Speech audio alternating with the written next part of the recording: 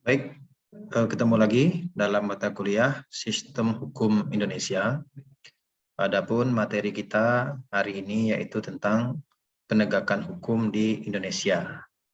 Bahwa penegakan hukum itu merupakan bagian yang sangat penting dari suatu sistem hukum pada suatu negara. Karena penegakan hukum inilah sebagai muara daripada hukum ya yang ada dalam suatu negara. Hukum sebaik apapun suatu aturan hukum, undang-undang dibuat, kalau penegakannya tidak baik, ya artinya hukum itu pun juga akan menjadi hukum yang tidak baik pula bagi masyarakat. Atau sebaliknya, undang-undangnya atau hukumnya tidak sempurna, tapi penegakannya ditegakkan sebaik mungkin, seadil mungkin, jauh lebih baik. Seperti itu. Nah, artinya memang penegakan hukum ini merupakan elemen yang sangat penting ya dari suatu sistem hukum pada suatu negara. Nah, mari kita lihat pemahaman tentang penegakan hukum. Perlu kita pahami bahwa hukum itu berfungsi sebagai perlindungan kepentingan manusia. Nah, ingat saya sering menyampaikan bahwa hukum itu ada untuk manusia. Hukum itu dibuat untuk manusia. Ya, manusia tentu saja baik sebagai makhluk individu maupun sebagai makhluk sosial. Ya, karena manusia itu kan selain dia individual, dia juga bermasyarakat. Nah, ketika manusia ini bermasyarakat, tentu perlu ada hukum yang mengatur.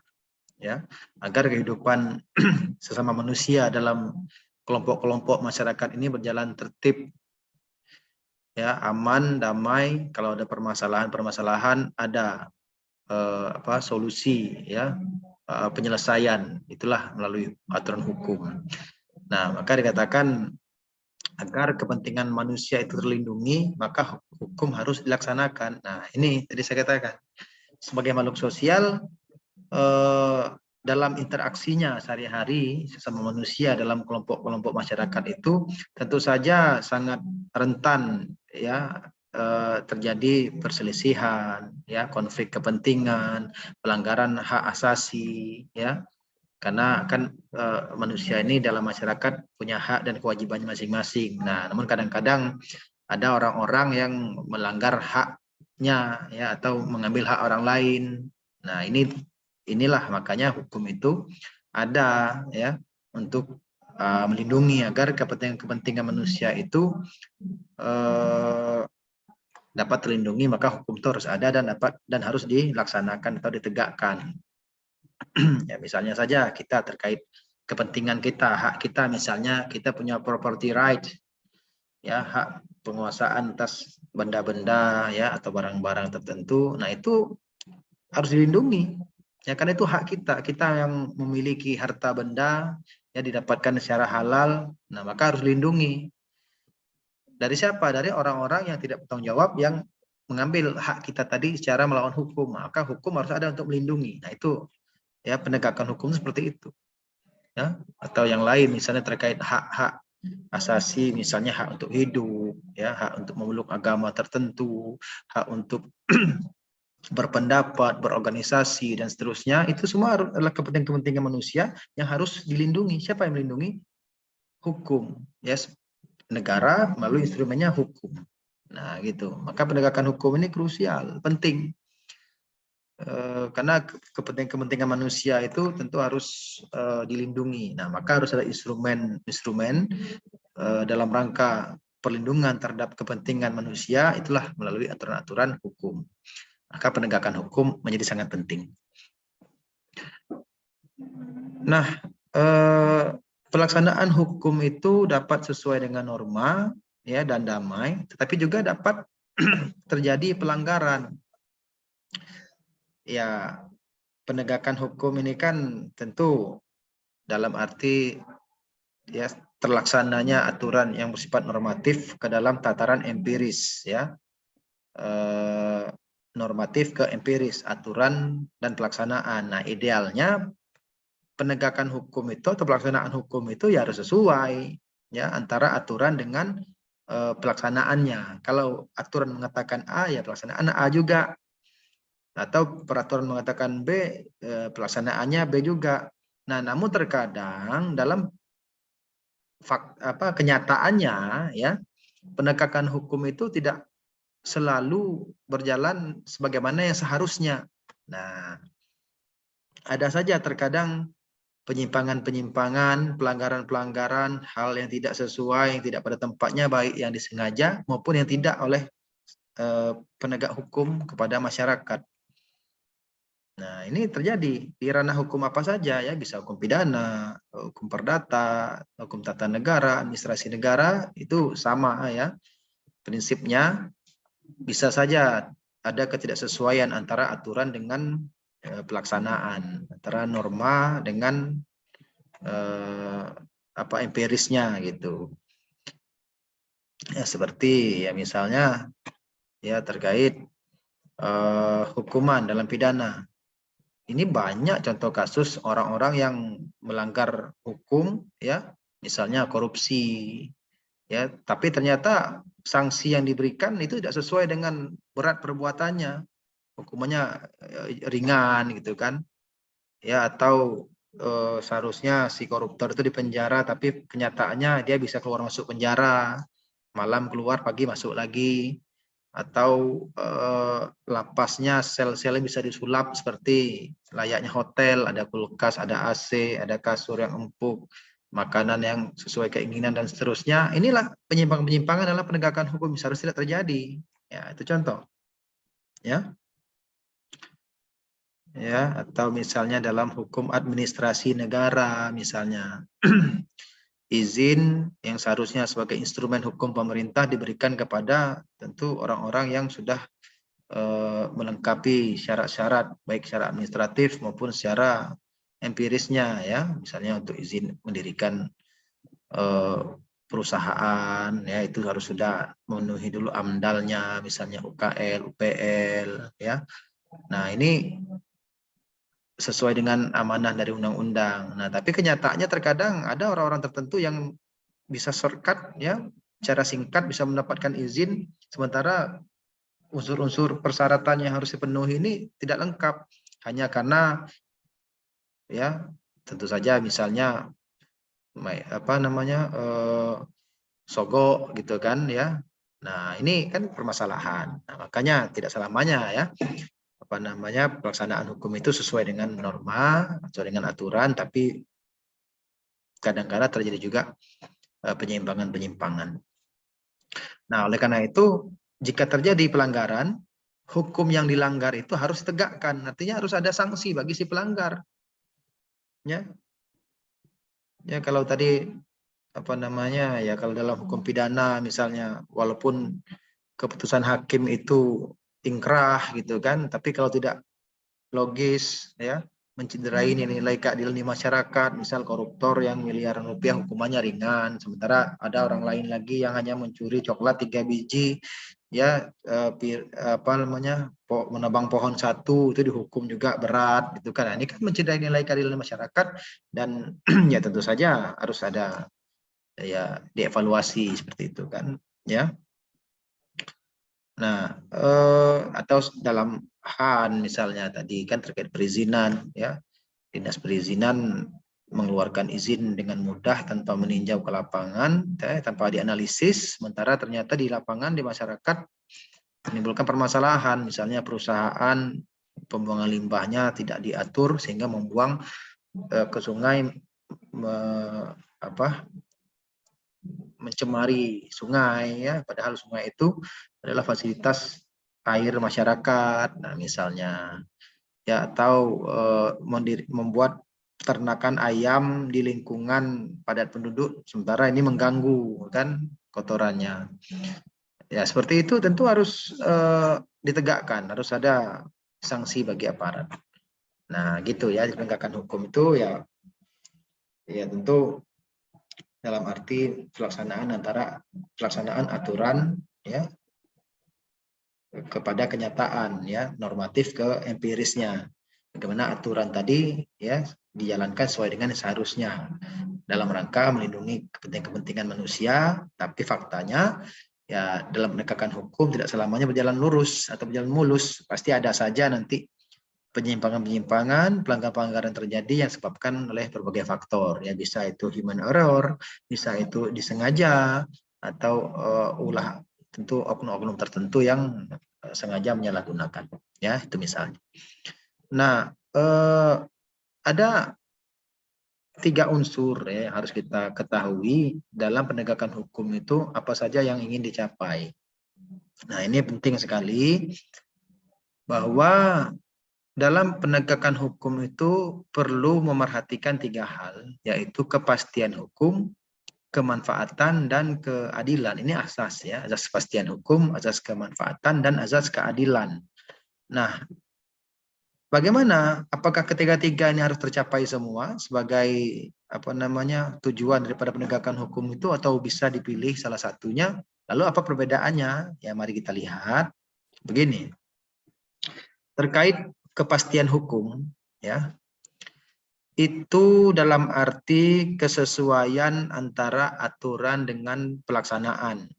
Nah, ya, ini penegakan hukum yang paling mendasar sekali, ya. Hukum itu dapat dikatakan tegak kalau sesuai antara aturan dengan pelaksanaan. Nah, ini tujuan penegakan hukum yang paling dasar sekali, ya, atau yang paling primer sifatnya, ya, kesesuaian antara peraturan dengan pelaksanaan. Apa yang dikatakan oleh undang-undang itulah yang dilaksanakan, ya. A kata undang-undang, A pula pelaksanaannya, B kata undang-undang, B pula pelaksanaannya. Jika itu tercapai, terwujud, maka hukum bisa dikatakan tegak.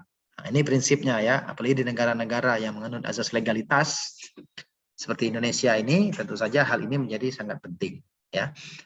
Nah, kenapa harus ada kepastian hukum? Karena masyarakat itu, ya, mengharapkan dengan adanya kepastian hukum, maka masyarakat akan tertib. Nah, ini, ya, negara membuat aturan, nah maka masyarakat harus patuh dengan aturan itu. Ya, 10 kata aturan, 10 pula kata masyarakat. Ya, tidak boleh ini, tidak boleh itu yang diikuti. Ya, jadi apa yang menjadi isi hukum itu kan ada 3, ya, bisa perintah, larangan, atau kebolehan. Nah, artinya semua isi hukum itu dipatuhi, diikuti oleh masyarakat, oleh manusia. Nah, agar tercipta ketertiban di tengah-tengah masyarakat. Karena mengatur orang banyak ini tentu harus ada aturan yang dilakukan secara general, ya, menyeluruh agar masyarakat itu tertib. Nah, begitu. Ya, nah, ini tujuan hukum yang paling, ya, pertama sekali, ya. Atau, ya, dapat dikatakan kalau ini berjalan berarti penegakan hukum itu bisa dikatakan sudah berhasil, gitu. Nah, tapi ingat, ya, penegakan hukum itu sebenarnya bukan hanya untuk mencapai kepastian hukum saja. Ada tujuan lain yang, ya, lebih holistik sifatnya, yang lebih penting, yaitu masyarakat itu mengharapkan manfaat, ya, dari pelaksanaan atau penegakan hukum itu, karena hukum adalah untuk manusia. Nah, ini yang perlu diingat.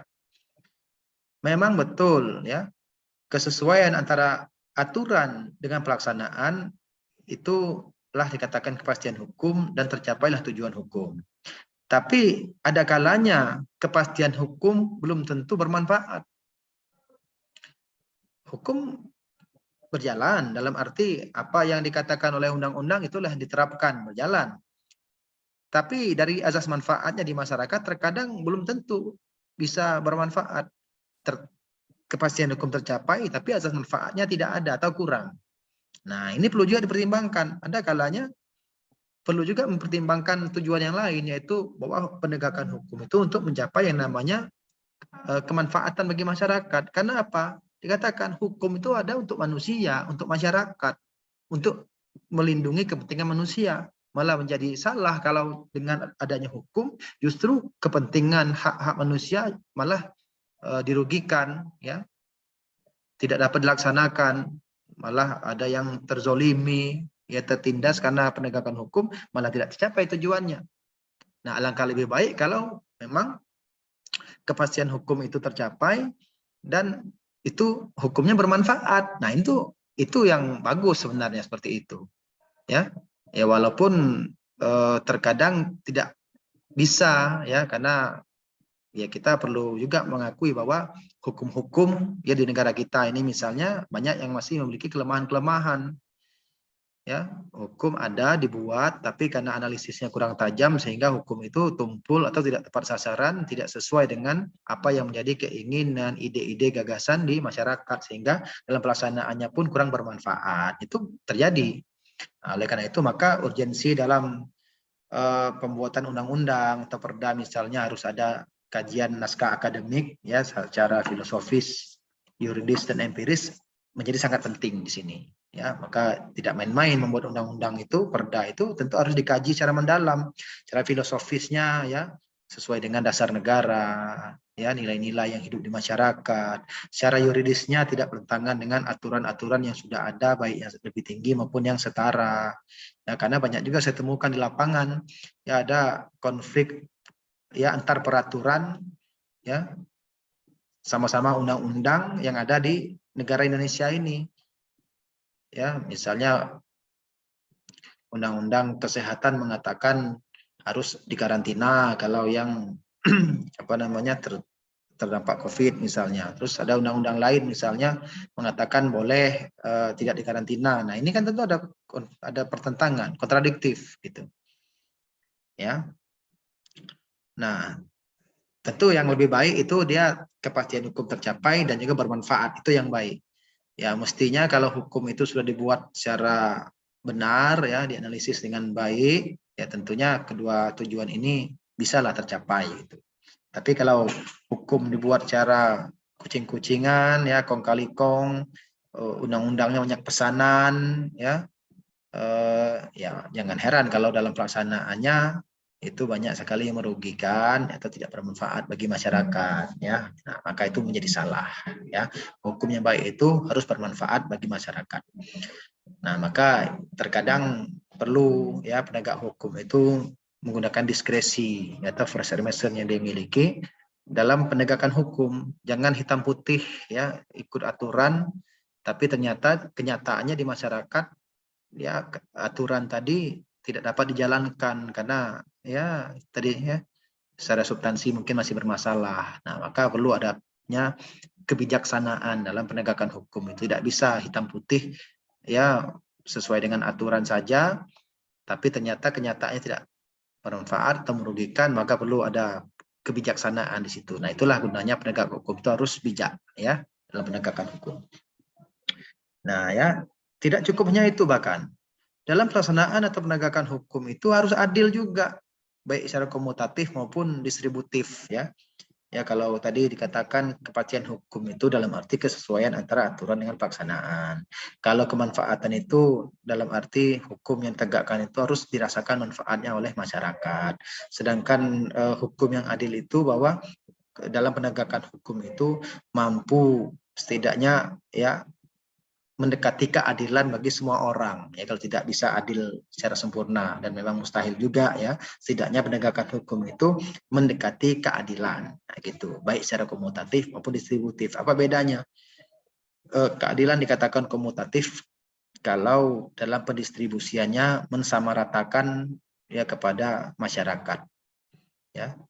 Ini berlaku misalnya dalam penegakan hukum. Penegakan hukum itu harus komutatif. Tidak boleh tebang pilih, ya pandang bulu ini hanya karena ini pejabat negara, politikus, ya pengusaha, hukumannya ringan. Sementara yang ini karena dia rakyat kecil, ya rakyat biasa dihukum dengan berat. Nah, itu tidak boleh. Siapapun, ya sepanjang misalnya dalam pidana lah ini misalnya, sepanjang seseorang melanggar hukum, melanggar undang-undang, hukum sesuai dengan aturan. Nah, itu bagus kalau dalam pidana misalnya, ya dalam hukum publik itu ya dilakukan seperti itu, ya, secara merata. Jadi komutatif itu ya dalam penegakan hukum itu ditegakkan secara adil dan rata, ya, adilnya secara merata. Ya, misalnya apa? Ini contoh analogi lain. Kita punya anak 3, Dikatakan adil secara komutatif itu ya anak ini misalnya 1 SD, yang kedua SMP, yang ketiga SLTA. Dikatakan adil secara komutatif kalau uang jajannya diberikan sama rata semua sama-sama 5.000, yang SD 5.000, SMP 5.000, SMA 5.000, itu adil secara komutatif. Tapi belum tentu tepat ya, karena kalau yang seperti itu tidak cocok diberikan secara merata, tentu harus dibedakan berdasarkan jenjangnya. Tentu yang masih sekolah dasar uang jajannya lebih sedikit dibanding yang sudah sekolah menengah pertama. Lalu yang sekolah menengah atas lebih besar lagi ya. Nah, itu ke distributif perginya, karena keadilan cara distributif itu memberikan sesuai dengan kebutuhan, keperluan. Nah, gitu. Itu tadi contoh anak tadi kan. Yang SD mungkin cukup 3.000, yang SMP bisa 5.000, yang SMA 8.000, mungkin lebih adil ya diperlakukan seperti itu. Nah, dalam penegakan hukum juga ada yang begitu. Ya misalnya adalah memberikan bantuan sosial pemerintah kepada masyarakat. Tidak boleh bantuan sosial itu misal dalam keadaan COVID ini kan, misal dari Dinsos atau di desa-desa itu ada bantuan sosial untuk masyarakat, itu harus diberikan secara distributif. Tidak boleh secara komutatif ya, semua warga masyarakat desa ini ya ada 50 kakak semua diberikan sama. Oh, tidak adil karena ada yang mampu, ada yang kurang. Nah, seharusnya bantuan sosial itu diberikan kepada yang kurang mampu. Yang sudah mampu tidak usah dulu. Nah, gitu. Nah, itu harus distributif sifatnya, ya. Ya, atau misalnya apa lagi ya? Pemberian beasiswa KIP sekolah atau KIP kuliah misalnya. Itu harus distributif, tidak boleh main berikan saja tidak dilihat lagi kan, disamaratakan ya, itu tidak boleh ya, harus ditimbang ya ketika sekolah yang memberikan bantuan beasiswa kepada siswanya, itu harus dipertimbangkan, oh ini yang layak, ini mampu, ini yang kurang mampu maka layak diberikan, yang ini mampu jangan diberikan misalnya gitu. Nah gitu ya, tidak semuanya sama, tapi kalau yang komutatif ada juga hal-hal yang tadi saya katakan dalam penegakan hukum pidana misalnya, atau dalam pelayanan publik pemerintah kepada masyarakat itu harus komutatif. Tidak boleh pemerintah tebang pilih dalam melayani warganya. Ya, yang setiap warga negara itu perlu mendapatkan equality before the law namanya, ya. Persamaan kedudukan di muka hukum dan mendapatkan pelayanan yang adil, ya, sama. Jangan hanya karena ini bisa sogok ya di cepat pelayanan, bisa karena kebetulan kenal dengan kepala kantor apa diberikan pelayanan lebih cepat dibanding yang ini tidak kenal. Misal tidak boleh begitu, ya. Itu harus adil secara merata, itu distributif. Nah, inilah tujuan hukum. Memang kalau ingin tiga-tiga tercapai itu agak sulit saya kira, karena tidak semua, karena undang-undang itu tidak sempurna, ya. Kalau bisa tiga-tiganya, wah itu hebat sekali. Ya, undang-undang kepastian hukum tercapai, bermanfaat dan adil, itu sangat luar biasa. Ya, tapi minimal kalaupun harus milih sebenarnya dari ini kepastian hukum, manfaatan dan keadilan, pilihlah dua yang terakhir, manfaatan dan keadilan. Hukum itu harus bermanfaat dan harus adil. Karena hukum itu ada untuk manusia. Apa artinya kalau hukum itu tegak, kepastian hukum tercapai, tapi justru malah merugikan, mubazir, tidak bermanfaat, tidak adil, itu tidak ada artinya. Maka kalau saya cenderung penegakan hukum itu harus melihat kepada kemanfaatan dan keadilan. Alangkah bagusnya kalau kepastian hukum tercapai, dia bermanfaat dan adil. Oleh karena itu gagasannya dalam penyusunan undang-undang, perda atau aturan apapun tentu harus dikaji, dianalisis dengan matang agar menjadi aturan yang mendekati sempurna ya gitu. Nah, perlu diperhatikan ya dalam penegakan hukum itu perlu ada aspek-aspek ya yang harus dipenuhi, harus dilihat, yaitu keamanan, ketertiban, perlindungan hukum dan keadilan ya. Ya tentu yang namanya penegakan hukum itu harus menciptakan suatu keamanan di masyarakat, ketertiban ya, dan perlindungan hukum yang melindungi hak-hak asasi manusia. Ya ini penegakan hukum itu ya. Hukum dikatakan tegak itu kalau nampaklah di masyarakat itu aman. Kapan dikatakan aman? Kalau tertib masyarakatnya, tidak ricuh, tidak konflik. Kapan masyarakat akan tertib? Kalau hak-haknya terlindungi. Nah, masyarakat ini, manusia ini akan memberontak atau akan apa namanya konflik, ya, kalau ada hak-haknya atau kepentingannya yang diganggu. Nah, maka ini penegakan hukumnya harus mampu betul-betul melindungi hak-hak setiap manusia ini dari gangguan-gangguan. Ya, misal tadi saya katakan property right, dilindungi hak kita dalam memiliki harta benda misalnya. Hak kita untuk hidup itu dilindungi, hak untuk memeluk agama dilindungi, hak untuk berpendapat, berserikat, berkumpul, hak mendapat pendidikan, kesehatan, semuanya, ya. Kalau itu mampu negara dalam menegakkan, dalam melindungi hak-hak masyarakat itu, maka akan tertiblah insya Allah. Nah, kalau sudah tertib, nanti dia akan bermuara kepada kondisi yang aman dan damai, gitu ya. Nah, ya maka kalau sudah begitu, barulah ini dapat dikatakan adil, ya gitu. Nah, akhirnya saya katakan secara konseptual inti dari penegakan hukum yaitu ya kegiatan menyerasikan hubungan nilai-nilai yang terjabar di dalam kaidah-kaidah dan mengejawantahkan sikap tindak sebagai rangkaian penjabaran nilai akhir untuk menciptakan, memelihara dan mempertahankan kedamaian pergaulan hidup, ya. Ini ya penegakan hukum itu ya sebenarnya tidak hanya hitam putih melaksanakan aturan. Ini dikatakan. Intinya itu adalah menyerasikan ya hubungan nilai-nilai yang ada dalam kaidah. Kaidah itu kan aturan, dan mengejawantahkan itu menjalankan ya pada kenyataannya di masyarakat ya agar terciptalah ya suatu apa namanya kedamaian dalam pola pergaulan hidup ini, damai, tertib, aman. Nah, kalau itu sudah terwujud di masyarakat, maka penegakan hukum itu dapat dikatakan berhasil. Ya. Jadi maka penegak hukum itu harus bijaksana, saya katakan. Karena tidak hanya menjalankan undang-undang secara hitam putih, tapi bagaimana menyerasikan antara aturan dengan kenyataan. Nah, ini yang terkadang sulit. Terkadang antara aturan dengan kenyataan itu berbeda atau bertolak belakang. Nah, maka bagaimana aturan dapat berjalan, ya di kenyataannya bisa menerima, ya, dan indikatornya dikatakan itu berjalan, maka terciptalah tadi kedamaian, ketertiban, ya di masyarakat. Masyarakat merasa adil gitu. Tapi kalau dengan penegakan hukum malah justru timbul ricuh, ya konflik, keributan. Nah ini justru tidak berjalan berarti hukum itu. Justru dengan adanya penegakan hukum itu di masyarakat menjadi lebih tertib. Yang tadinya belum tertib, tertib. Atau yang tadi tertib menjadi lebih tertib. Yang tadinya belum aman jadi aman. Yang tadinya kurang adil, adil. Nah itu penegakan hukum. Ya, baru dikatakan berhasil. Nah, maka sedapat mungkin tujuan hukum itu ya baik kepastian hukum, kemanfaatan dan keadilan itu terpenuhi. Tapi kalau harus memilih, pilihlah kemanfaatan dan keadilan. Gitu. Nah, ya. Nah, indikatornya ini bermanfaat atau adil lihat di masyarakat. Kalau di masyarakat itu aman, damai, tertib gitu, ya, merasa adil, itu berarti sudah berjalan ya tujuan hukum tadi. Nah, itu ya yang harus Anda pahami. Mungkin demikian ya dari saya terkait materi ini. Mudah-mudahan ini bermanfaat. Cukup sekian.